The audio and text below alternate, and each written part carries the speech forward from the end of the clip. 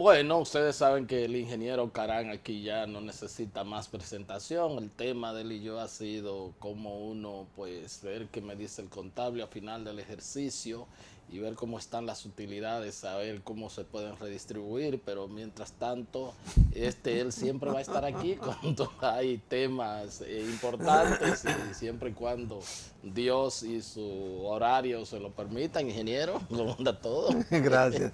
Bueno, pero la verdad que no ha llegado el primer cheque nunca. No, le he Yo- dicho esa queja al contable y él me dijo que se está trabajando en eso. Me dicen de que una anécdota, no, yo no sé si usted la había escuchado de don Bello Andino cuando era secretario de la presidencia Ten del cuidado presidente con lo que va. Balaguer. Sí, no, pero no es nada, no es nada, nada, dije que cuando llegaba, cuando alguna persona estaba esperando un decreto o algo, una cuestión, y iba a su despacho y le decían a él, bueno, secretario, fulano está aquí, entonces y que lo esperaba con mucha amabilidad y lo saludaba y le decía, oye, lo tuyo está caminando. Ya, ya cuando le dicen a una gente, un funcionario de ese nivel, que salía contento, ¿verdad? Bueno, más de 920.000 millones de pesos ha presentado el gobierno a través de su Consejo de Desarrollo eh, o su Consejo Ampliado, pues la propuesta para ser enviada a las cámaras legislativas y estamos hablando entonces de que esa es para el presupuesto general de la nación, que así que se llama. Antes se llamaba Presupuesto General del Estado. del Estado, antes se llamaba presupuesto de ingresos y después ley de gastos públicos Presupuesto de ingreso y ley de gasto y ley de público. gastos públicos, creo que es así, pero ahora es presupuesto general del Estado. Yo sé que hay pocas disponibilidades todavía para uno hurgar más allá, pero hay cifras, las más resaltantes, que aunque en un próximo programa ya vamos a entrar a los detalles, me gustaría que usted me ayudara a entender, nos ayudara a entender a mí, a los amigos televidentes, lo que usted ha visto hasta ahora. ¿Qué le dice este presupuesto y si vamos a tener el mismo comportamiento económico de los 6 años de ejercicio del presidente Medina, si hay algún tipo de variación? ¿Qué es lo que usted le ve así, pues, de manera preliminar hasta que se vaya a las interioridades? Bueno, indudablemente que estamos en un retrato fiscal que sí repercute en lo financiero y después en lo económico.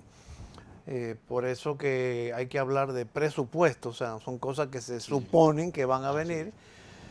que no implican necesariamente una situación económica o que te permiten hacer una proyección económica, pero por supuesto si ese presupuesto del año 2019 se aprueba, que es lo más probable que se va a aprobar, va a seguir teniendo repercusiones financieras y repercusiones económicas, como veremos más adelante.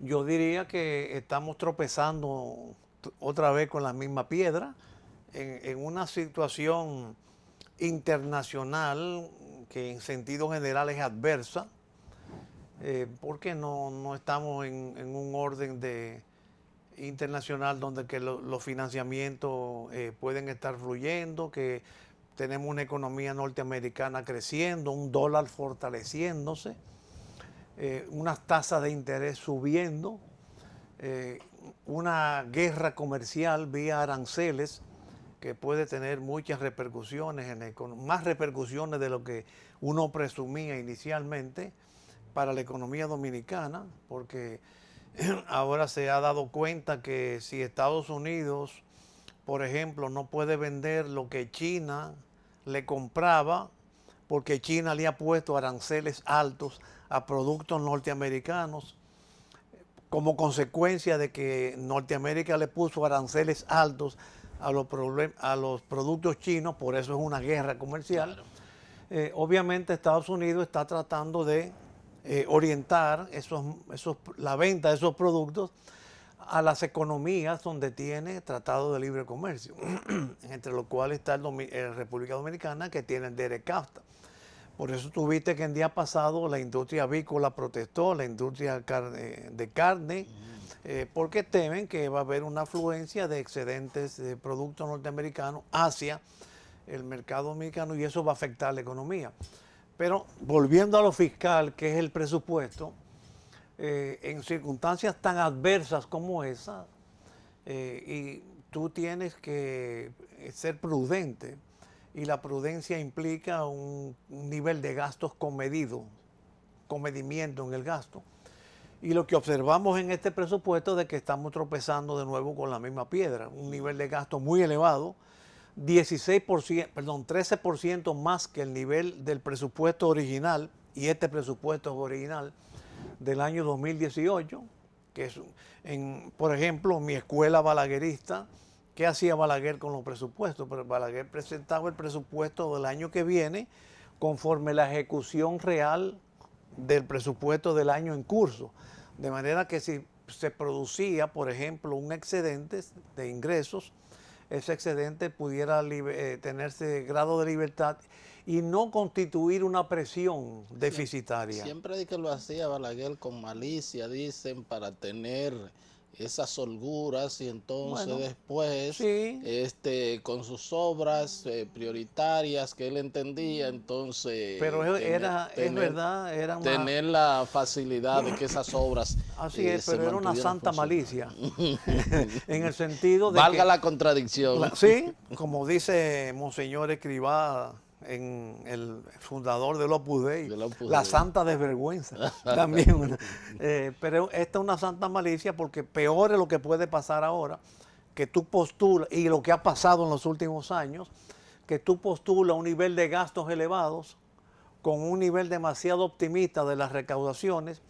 Resulta que los gastos terminan aprobándose por ley, pero las recaudaciones no se cumplen. Entonces tú estás teniendo un déficit y terminas teniendo que pedir más dinero prestado, que es lo que hasta ahora con la cifra que uno tiene, que tenemos un 3, lo normal, lo lógico hubiera sido que el nivel de gasto que se postule sea menor o sea igual al del año en curso, para tú emitir una señal a todo el aparato del Estado y a toda la sociedad dominicana de que tú vas a hacer un esfuerzo por mejorar la calidad del gasto. Pero me imagino que las proyecciones tienen que ver entonces aplicándole el incremento del crecimiento vegetativo de la economía. Bueno, pero cuando tú tienes el crecimiento real más el grado de inflación y quizás pensando en eso, digo yo. Bueno, pues puede ser, pero aún así no llega al 13%. Si tú tienes un crecimiento de la economía del 6 al 7 y una inflación que el Banco Central dice que es del 3 a 4, estamos hablando de un 10. Sí. Entonces está por encima. Entonces tú estás mandando una señal que no es la adecuada a la economía, de que vamos a constreñir los gastos o a limitarlos un poco.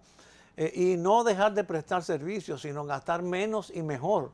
Que ahora mismo, hoy salió una noticia en el periódico de que el Banco Interamericano se queja de que América Latina se gasta mucho y mal, hay un mal gasto.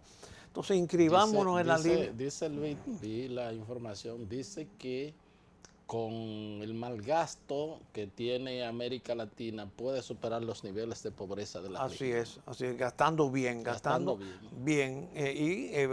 bien a veces significa gastar menor. Porque cuando tú gastas bien, tú por ejemplo eliminas un componente importante hoy en día de los altos costos, de los altos gastos, que es la corrupción. De manera que tiene que ver eso.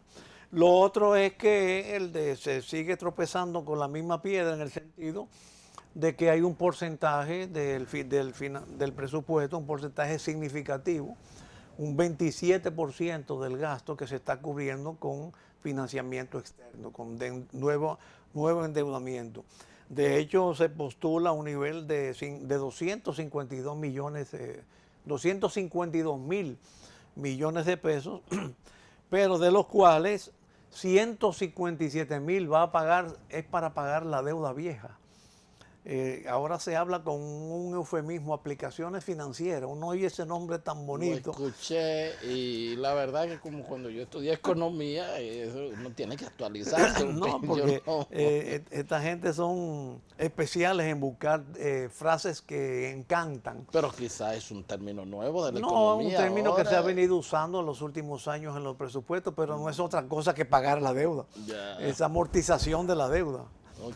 Entonces tú tienes que, se sigue el esquema de tomar deuda nueva para pagar deuda vieja, y en esa bola de nieve, en esa vorágine, se corren muchos riesgos, como por ejemplo, si para pagar deuda vieja tú tienes que pedir deuda nueva y resulta que en un momento dado tú no puedes pagar la deuda vieja para poder pedir deuda nueva, porque nadie que deje de pagar tiene autoridad moral para pedir nueva deuda. Entonces vienen los embrollos, viene un financiador que te dice yo no te puedo pagar. Hasta ahora República Dominicana ha sido un buen pagador y por eso es que siempre nos prestan, pero De hecho, ofrecen más de que lo que se solicita. correcto, pero va a llegar un momento, ahora mismo el peso de la deuda está aproximadamente en un 50% de las recaudaciones entre el servicio de la deuda y las amortizaciones, y hay el otro 50% que tiene que ser destinado a los servicios fundamentales. Va a llegar un momento que se encuentre en el dilema que se ha encontrado Puerto Rico, que se encontró Grecia hace unos años, Sin de embargo, o brindar servicio o pagar. sin embargo, vi que el ministro de Hacienda hablaba de menos de un 40%, inclusive, tanto la deuda externa como la interna, o sea que ronda el 40% En de ese la deuda 40% total. se suele excluir o no incluir la La deuda deuda que tiene el del Banco Banco Central Central. con, los agentes económicos, que equivale a otro 10% aproximadamente. Estamos hablando de que el Banco Central le debe a los agentes económicos, entiéndase los bancos, los inversionistas, aproximadamente más de 10 mil millones de dólares. Entonces ahí, como comencé diciendo, de lo fiscal, que es lo que es el presupuesto, influye en lo financiero y lo financiero en lo económico. Cuando tú tienes que el Banco Central, para mantener ese nivel de deuda, paga tasa de interés del 14%, cuando tú tienes que el Estado, para traer su financiamiento, ofrece 11 y 12%, 14% tiene consignado el presupuesto del 2018, de manera que eso es una señal de referencia al mercado financiero. O sea, los poderes públicos pagan un 14%. ¿Cuánto me tienen que pagar los agentes privados para yo dejar de prestarle al gobierno y prestarle a los agentes económicos productores de bienes y servicios y generadores de puestos de trabajo? De manera que ahí entonces estás emitiendo una señal de que tenemos un mercado financiero caracterizado por altos costos que nos resta competitividad y va perjudicando la economía. ¿Por qué? Por doble razón. Primero, porque al tener un alto costo financiero, los sectores productivos que tienen que competir con Centroamérica y Estados Unidos, que son nuestro principal bloque comercial, con tasas de interés más bajas, tenemos productos más caros y no los podemos vender. Pero también tenemos que comprar productos más baratos que vienen de afuera y se crea otro déficit, que es el déficit en la balanza comercial. ¿Cómo no? Entonces, creo que En sentido general, usted ve más de lo mismo para el 19. así es, así es. Y en condiciones internacionales más adversas, porque ya te expliqué que el dólar se está fortaleciendo, la tasa de interés está subiendo, la economía norteamericana está robustecida, la consigna de América primero puede llegar un día a que el presidente Trump diga, así como le dijo a los mexicanos, a la industria automotriz, no te me vayas para México. Así mismo le puede decir a los compradores de bonos soberanos, no me compren más bonos en países como República Dominicana, que dicho sea de paso, no tienen buenos niveles de entendimiento, a menos que si el presidente Medina se reúne en este viaje que está en Nueva York con el presidente Trump, limen algunas asperezas que todo el mundo sabe y se manifiestan a través de las relaciones diplomáticas. A ese entorno habría que subirle también siempre las expectativas alcistas que se mantienen en los precios internacionales del petróleo, que tienen una repercusión y que de hecho están generando protestas por el asunto de los ajustes a los combustibles. Claro, es una situación fiscal que puede ser más grave de la que se supone y en consecuencia tener más afectación tanto financiera como económica. ¿Cómo no? Bien, solicito la anuencia del ingeniero Guillermo Carán. Vamos a un corte porque cuando regresemos vamos a ver, hablar del Partido Reformista y hablar de una comunicación enviada a la defensora del pueblo. Veremos de qué se trata y cuál es esa realidad. Pausamos y ya regresamos con la parte complementaria de la entrevista.